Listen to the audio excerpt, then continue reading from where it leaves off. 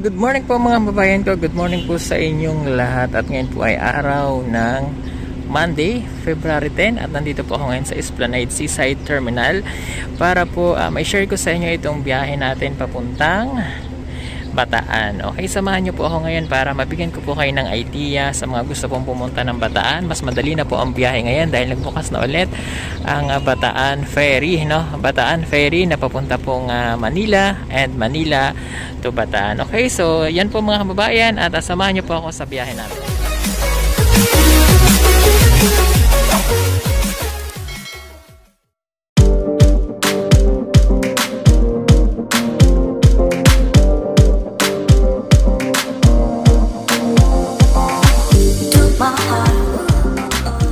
So mga Byahero, nandito na ako ngayon sa may Seaside Park. So ito po yung terminal nila. So ang gagawin ko po ngayon, kukunin ko po yung aking reservation na ticket.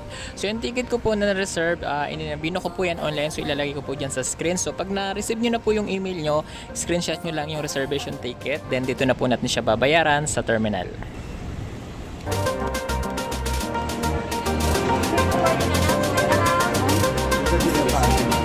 Thank you.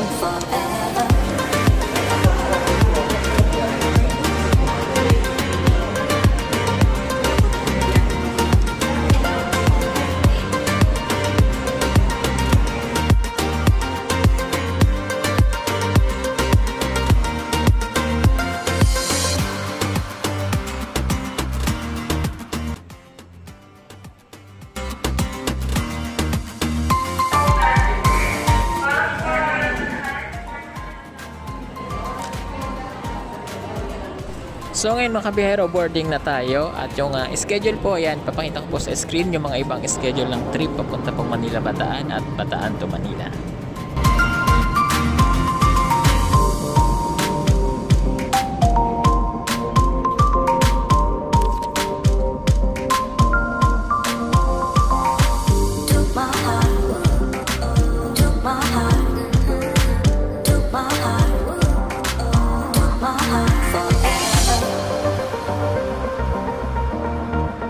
Forever.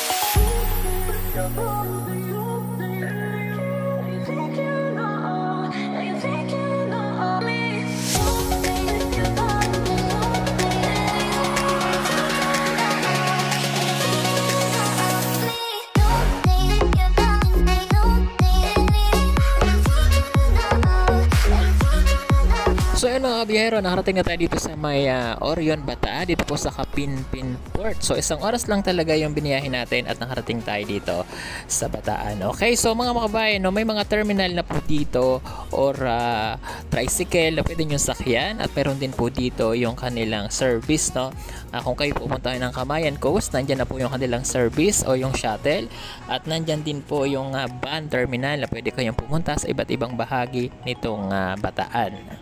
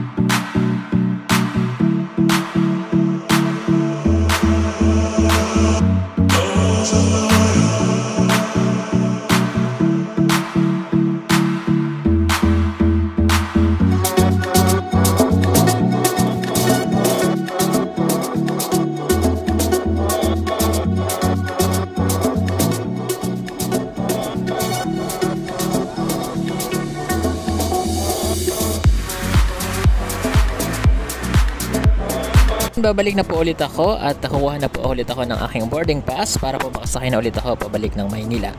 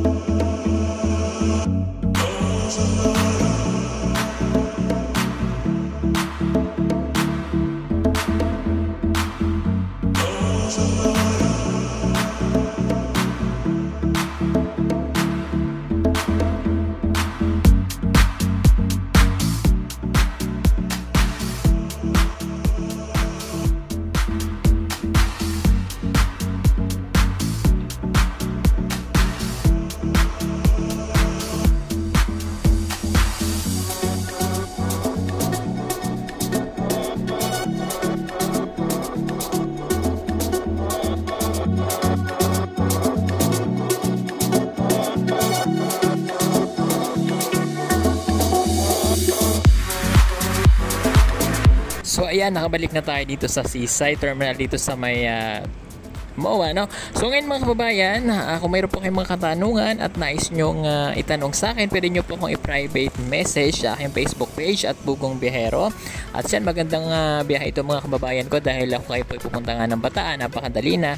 At kung gusto nyong pumasyal sa iba't ibang bahagi ng probinsya ng Bataan.